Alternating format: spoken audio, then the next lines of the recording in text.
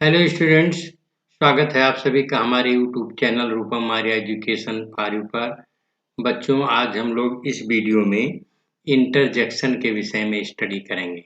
Okay बच्चों, जैसा कि हम लोग पढ़े हैं कि पार्ट्स ऑफ स्पीच 8 होते हैं और उन 8 पार्ट्स ऑफ स्पीच में से एक आपका ये इंटरजेक्शन है। इंटरजेक्शन को बच्चों हम विस्मय बोधक अव्यय कहते हैं। अव्यय कहते हैं ना व्यया इति अव्यय, मतलब जो शब्द ना घटे ना बढ़े उसको हम अव्यय कहते हैं। और विस्मय का मतलब होता है आश्चर्य। ओके, यानी आश्चर्य को बताने वाला या आश्चर्य का बोध कराने वाला जो शब्द होगा वह इंटरजेक्शन कहलाएगा। ओके, और इस इंटरजेक्शन का जब प्रयोग करके हम वाक्य बनाते हैं तो इससे बच्चों जो वाक्य बनता है वो बनता है एक्सक्लामेटरी सेंटेंस। ओके, इससे एक्सक्लामेटरी सेंटेंस बनता है जिसको विस्मय बोधक वाक्य कहते हैं। ओके, तो ये आपका अंतिम पार्ट्स ऑफ स्पीच है जिसको इंटरजेक्शन कहते हैं। आइए इसकी हम डिफिनीशन पहले पढ़ते हैं। बच्चों, वह शब्द जो हृदय में एकदम होने वाली भावनाओं या उद्गारों जैसे हमारे घृणा, भय, दुख, प्रसन्नता को प्रकट करे, इंटरजेक्शन या विस्मय बोधक कहलाता है। ओके बच्चों, तो बच्चों जो विस्मय बोधक शब्द होता है, ये विस्मय कब होता है? विस्मय का मतलब आश्चर्य होता है। ओके, इस विस्मय का मतलब आश्चर्य। और आश्चर्य कब होता है? आश्चर्य जब होता है जब कोई चीज ऑल ऑफ सडन घटित हो, यानी जिसकी हम एक्सपेक्टेशन ना करें, उम्मीद ना करें और वह ऑल ऑफ सडन हो, अकस्मात हो। तो ऑल ऑफ सडन जो घटने वाली चीजें होंगी वो या तो बच्चों हमें कहीं खुश भरी खबर मिल जाएगी, जॉय की मिल जाएगी, या ऐसी अनहैप्पीनेस या सैड भरी खबर मिल जाएगी जिसकी हम उम्मीद नहीं करते हैं, या कोई अन्य सरप्राइज वाली चीज घटित हो जाएगी, आश्चर्य वाली चीज घटित हो जाएगी जो अकस्मात होगी, सडन होगी। ओके, जैसे मान लीजिए किसी के विषय में मैंने बुरा खबर सुना कि ही डाइड, वह मर गया, तो मैंने अभी तक उसके विषय में सब अच्छा सुना था, ठीक था, लेकिन ऑल ऑफ सडन ये मुझे खबर प्राप्त होती है। तो जो ऑल ऑफ सडन चीजें आती हैं या ऑल ऑफ सडन जो खबर प्राप्त होती है उससे हमारे अंदर एक अकस्मात भावना यानी दुख की भावना व्यक्त होती है।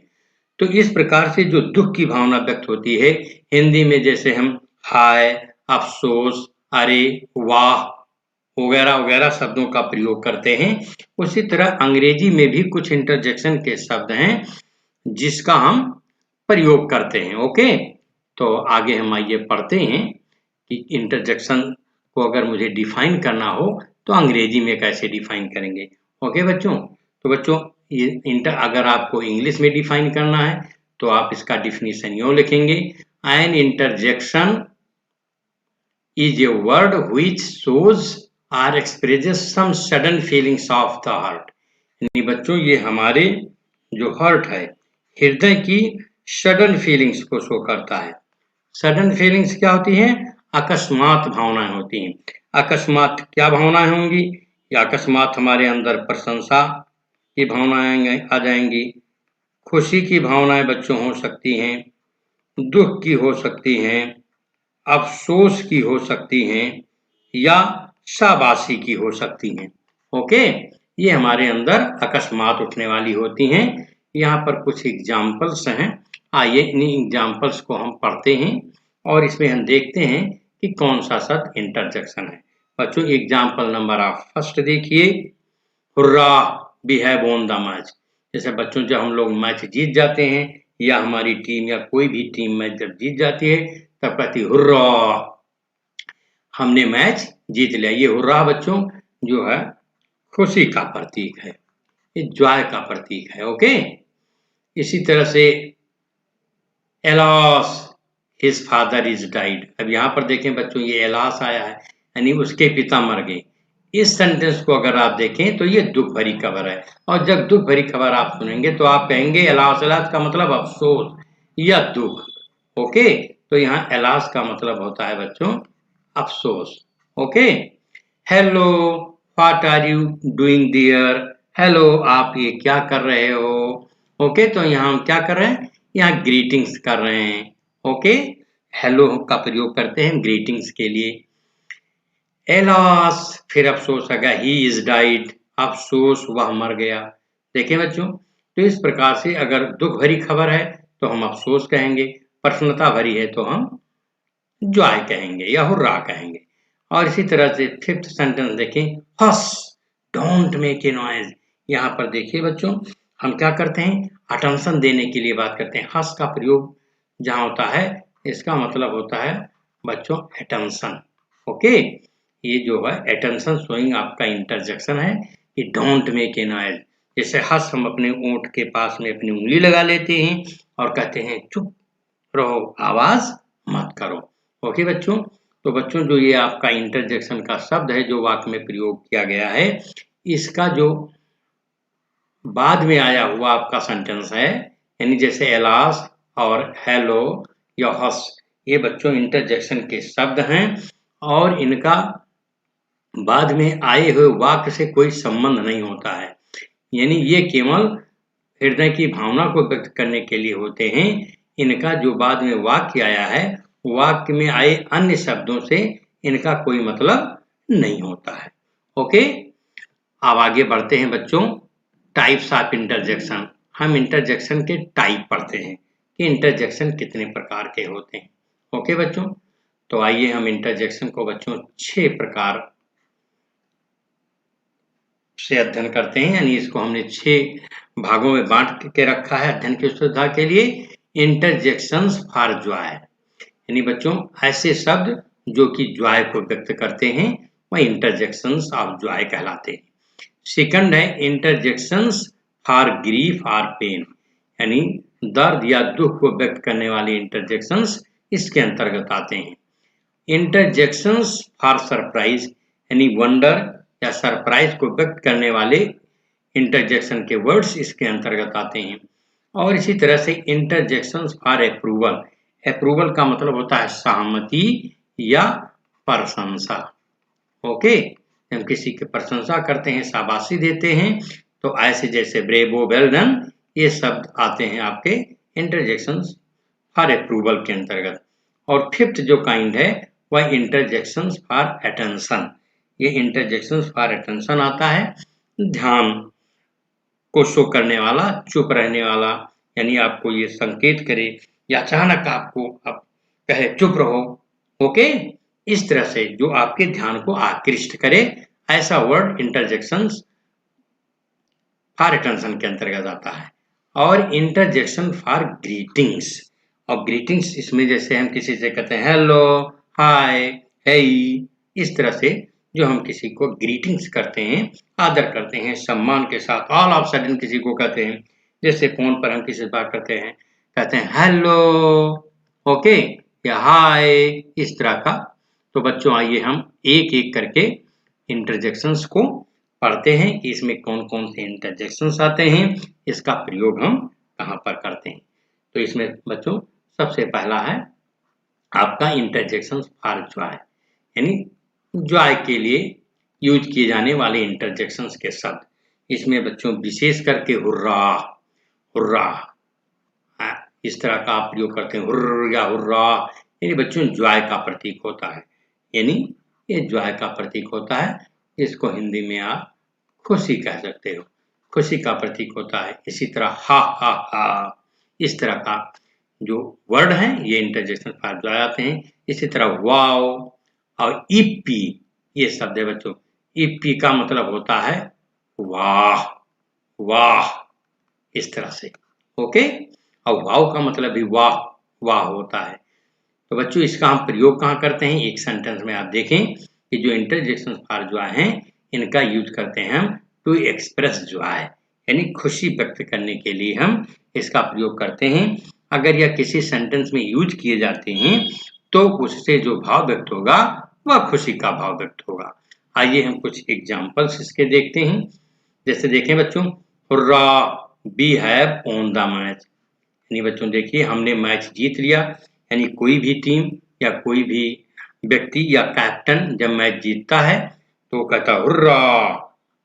हुर्रा, उसके हुर्रा का मतलब बच्चों होता है खुशी, वो खुशी शो करता है। और इसी तरह yippee we are going to fair, जैसे मान लें आप छोटे बच्चे हैं, बहुत खुश होते हैं तो आप कहते हैं ओके यप्पी। यप्पी माने वाह, हम लोग तो आज मेला जा रहे हैं। यप्पी यप्पी कहते हैं, यानी बहुत खुशी की बात। यानी इप्पी बच्चों ये सिंबल है आपका, अगर ये यूज किया जाता है तो आप ये समझें कि ये जो इंटरजेक्शन का वर्ड है ये खुशी शो करता है। Okay, wow the story is awesome, जैसे आप कोई कहानी पढ़ते हैं बहुत अच्छा लगता है तो जब पसंद हो जाते हैं आप कहते हैं wow the story is awesome, हाय वाह। आप कहते हैं वाओ का मतलब बच्चों यहाँ वाह, कहानी बहुत ही ऑसम है। ओके, और जो सेकंड टाइप का कंजक्शन है बच्चों वह इंटरजेक्शन फॉर ग्रीफ है। यानी इसमें बच्चों ऐसे वर्ड यूज किए जाएंगे जो कि ग्रीफ को शो करेंगे। यानी उन शब्दों का प्रयोग हम तब करते हैं जब हमारे हृदय से दुख की अकस्मात भावनाएं निकलती हैं।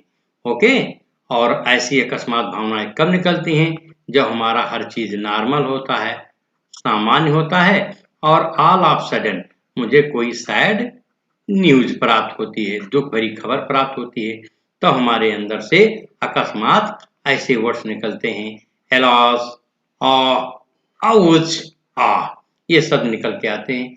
एलास हम प्रयोग करते हैं बच्चों जिसकी हिंदी होती है अफसोस, हाय, आउच, आ, ये सभी शब्द आपके इंटरजेक्शन फॉर ग्रीफ हैं। इसका प्रयोग कहाँ करते हैं बच्चों? आप इसको एक सेंटेंस में देखिए, to express strong sense of grief pain on the occurrence of anything unfortunate happen, यानी कोई चीज अनफॉर्चुनेट होती है। यानी अनफॉर्चुनेट का मतलब जो कि अच्छी नहीं मानी जाती है, अपशगुन मानी जाती है या खराब मानी जाती है, वह चीजें घटित होती हैं तो हम इसका प्रयोग करते हैं। एग्जाम्पल आप देखें बच्चों, इसमें आपके लिए 2 एग्जाम्पल्स हैं। फर्स्ट है एलास, एलास का मतलब खेद। अब यहाँ देखिए ही इज नो मोर, वह अब नहीं रहा, अर्थात बच्चों उसकी मृत्यु हो गई। ठीक, वह नहीं रहा, तो ये दुख भरी खबर है और आपको ये खबर अचानक प्राप्त हुई है, अकस्मात प्राप्त हुई है, सडन प्राप्त हुई है, तब आप कहोगे एलास। और बच्चों अगर आप हिंदी में कहोगे तो कहोगे अफसोस, अब वह नहीं रहा। इसी को अंग्रेजी में हम कह देते हैं एलास ही इज नो मोर। इसी तरह से नेक्स्ट सेंटेंस है बच्चों, ओह व्हाट ए फॉल, जैसे मान लो किसी का पतन हो गया, गिर गया, उसका लाइफ में पतन हो गया, तो करे ओह कितनी बड़ी गिरावट आ गई। चाहे नैतिक रूप से या चारित्रिक रूप से अगर किसी का पतन होता है तो कहते हो वाह दुख की बात है, कितना बड़ा पतन हुआ उसका। Ouch, it is a painful. Ouch कहते हैं बच्चों जैसे आप मान लो बैठे हुए हैं और आपको एक मॉस्किटो आपको आपके पैर में अचानक काट लेता है और अपना हाथ वहां पटकते कहते हैं ouch, it is painful. Ouch ये तो बड़ा कष्टकारक है। तो बच्चों ये आउच और एलास बहुत ही इम्पोर्टेंट है। अगर आप एसएससी या यू कैन से टेट या सी टेट की परीक्षा दे रहे हैं या देने जा रहे हैं तो इसमें आउच शब्द लिखकर आ सकता है और पूछ सकता है कि ये कौन सा पार्ट्स ऑफ स्पीच है। ओके, अगर आपको जानकारी होगी तो आप कर लेंगे। अब बच्चों हम पढ़ते हैं थर्ड, इंटरजेक्शंस फॉर सरप्राइज। इसमें ऐसे शब्द होंगे जो बच्चों आश्चर्य व्यक्त करेंगे, आश्चर्य, और आश्चर्य की अंग्रेजी वंडर होती है। ओके, जैसे कब होगा आश्चर्य? होगा जब हर चीज नॉर्मल होगी और नॉर्मल से हट करके कोई चीज आपको प्राप्त होती है जिसकी आप एक्सपेक्ट नहीं करते हो, यानी कोई चीज अनएक्सपेक्टेडली हैपन होती है, तब आपको आश्चर्य आता है और आप आश्चर्य के सदुपयोग करते हैं।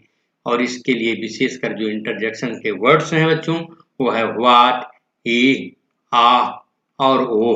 ओके, और देखिए बच्चों इसका हम प्रयोग कहाँ करते हैं एक सेंटेंस में, to express a strong sense of surprise on the occurrence of something, कोई चीज घटित होती है और उस घटित हुई चीज को अकस्मात या अपनी हम तीव्र भावना के साथ आश्चर्य के साथ जब व्यक्त करते हैं तब इसका प्रयोग करते हैं। जैसे बच्चों हम कहें कितनी सुंदर वर्षा है, what a beautiful rain is, या how beautiful is the rain. Okay बच्चों, तो इसमें व्हाट होता है और हाउ भी आ जाता है बच्चों कि how beautiful is the rain बच्चों, तो इसमें हाउ भी आपका इंटरजेक्शन फॉर सरप्राइज होता है। एग्जाम्पल देखें बच्चों, what he is failed in the exam, क्या वह परीक्षा में फेल हो गया। अब यहाँ देखिए बच्चों, ही is failed in the examination, he is failed in the examination. Okay, वह परीक्षा में फेल है। तो यहाँ पर बच्चों देखे, आप उम्मीद नहीं करते थे, आपने तो उम्मीद पाल के रखी थी वो पास होगा, लेकिन आप जब अचानक सुनते हैं खबर कि वह फेल हो गया, तब आप कहते हैं क्या वह फेल हो गया, व्हाट। इसके बाद बच्चों ये साइन ऑफ एक्सक्लेमेशन लगाते हैं, ही इज फेल्ड, हाय व्हाट आर यू डूइंग। जैसे मान लो आप बैठे हैं या आपका छोटा भाई है कुछ गलत काम कर रहा है और आप उसको देख लेते हैं, ओके, और आप उम्मीद नहीं करते वो ऐसा करेगा, तो कहेंगे ए व्हाट आर यू डूइंग, क्या कर रहे हो, ए क्या कर रहे हो, आप इस तरह का कह देंगे। ओके बच्चों, आइए हम नेक्स्ट काइंड का पढ़ते हैं, फोर्थ काइंड का पढ़ते हैं बच्चों, इंटरजेक्शंस फॉर अप्रूवल और प्रेज। इसके अंतर्गत वह वर्ड्स आएंगे बच्चों जो अप्रूव करेंगे।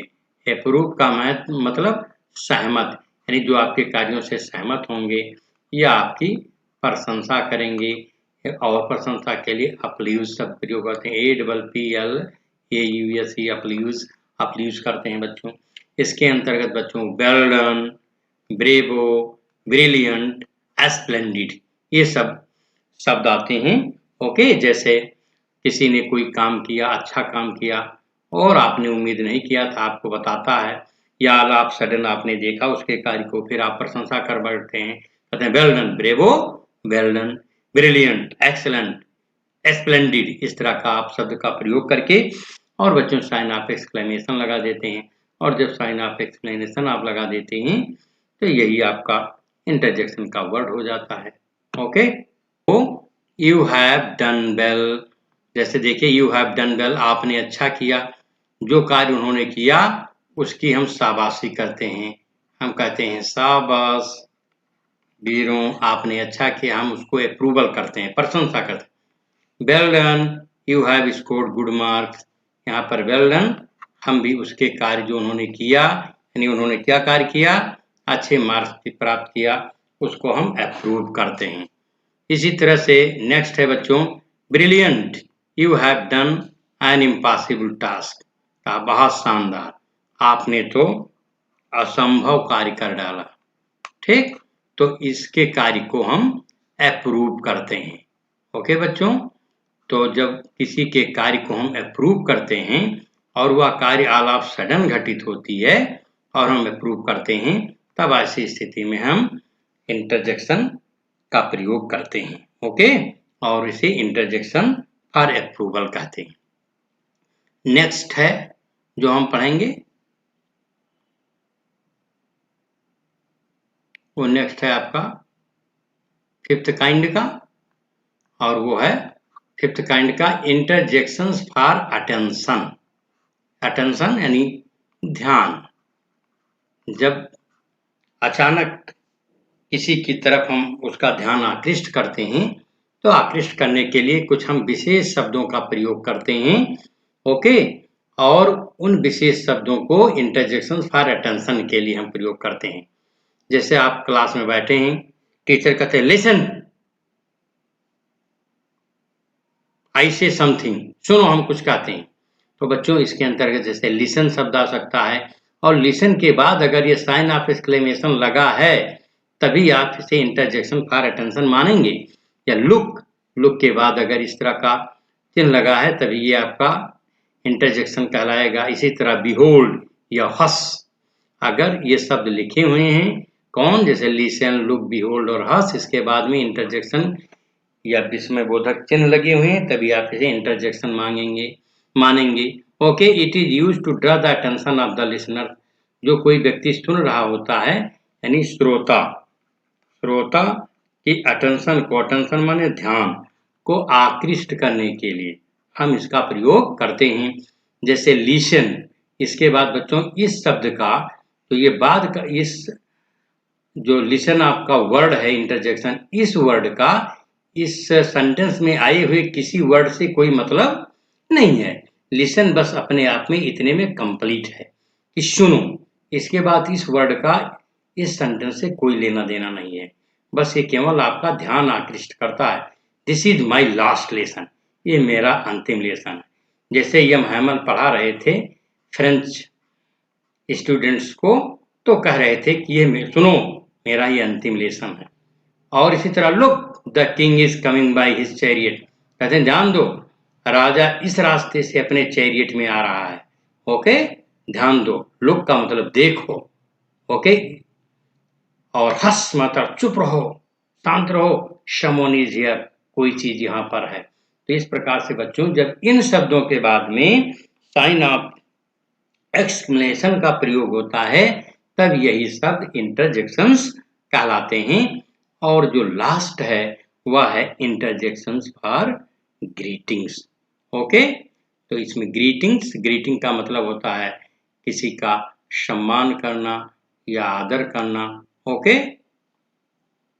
इसको हम पढ़ते हैं।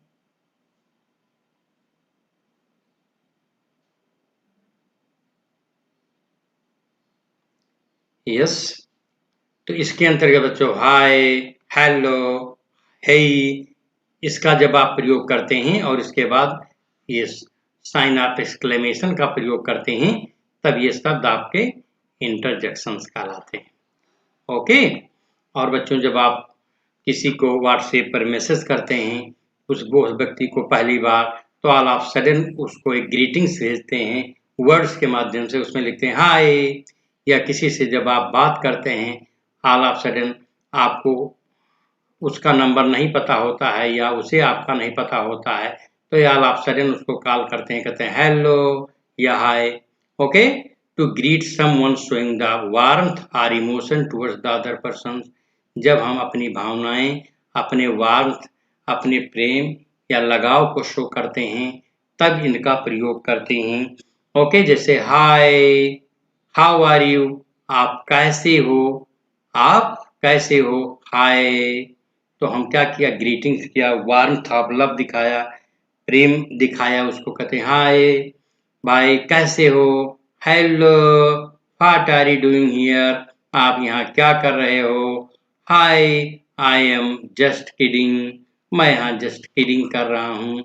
ओके, तो इस प्रकार से आप इंटरजेक्शंस की डिफिनीशन, इंटरजेक्शंस के काइंड और इसके अंतर्गत जनरली कौन कौन से शब्द आते हैं, इसको बच्चों आपने सीखा।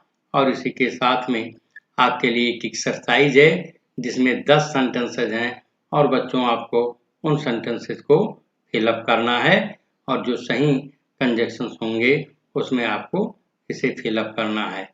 इसमें पहला सेंटेंस है, देखिए आपको इसमें करेक्ट, सॉरी कंजक्शन नहीं बच्चों, बल्कि इसमें इंटरजेक्शंस जिसको हम पढ़े हैं, इसमें आपको इंटरजेक्शंस का यूज करना है। अब आप इस सेंटेंस को देखिए, ये क्या भाव व्यक्त करता है, उसी के अनुसार आपको उस शब्द का प्रयोग करना है। जैसे we have completed our task, हमने अपना काम पूरा कर लिया। तो जब आप काम पूरा कर लेंगे तो आपको क्या आएगा, खुशी आएगी बच्चों।